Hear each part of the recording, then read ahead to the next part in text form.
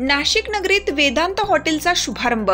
प्रभू श्रीरामाच्या पावन स्पर्शाने पुनीत झालेल्या नाशिक नगरीची मंत्रभूमीकडून यंत्रभूमीकडे वाटचाल चालू झाली असून आता खाद्य नगरी म्हणून नव्याने ओळख निर्माण होत आहे।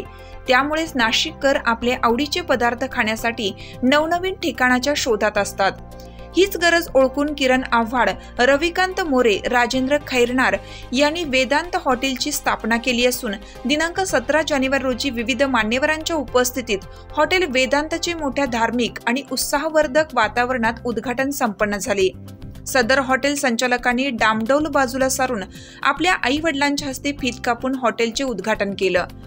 नांदूर नाका जत्रा हॉटेल लिंक रोड वर वेदांत हॉटेलची भव्य वास्तू साकारली असून या ठिकाणी सर्व प्रकारचे फक्त शाकाहारी जेवण खवय्यांसाठी उपलब्ध आहे।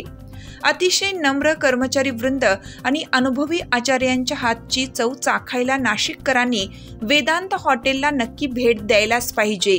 सदर शुभारंभ प्रसंगी नाशिक महापालिका माजी स्थायी समिती सभापती उदयबाबा मिनसे, शिवसेनेचे ज्येष्ठ नेते सुनील भाऊ बागुल तसेच सामाजिक, शैक्षणिक आणि विविध क्षेत्रातील मान्यवर यावेळी उपस्थित होते।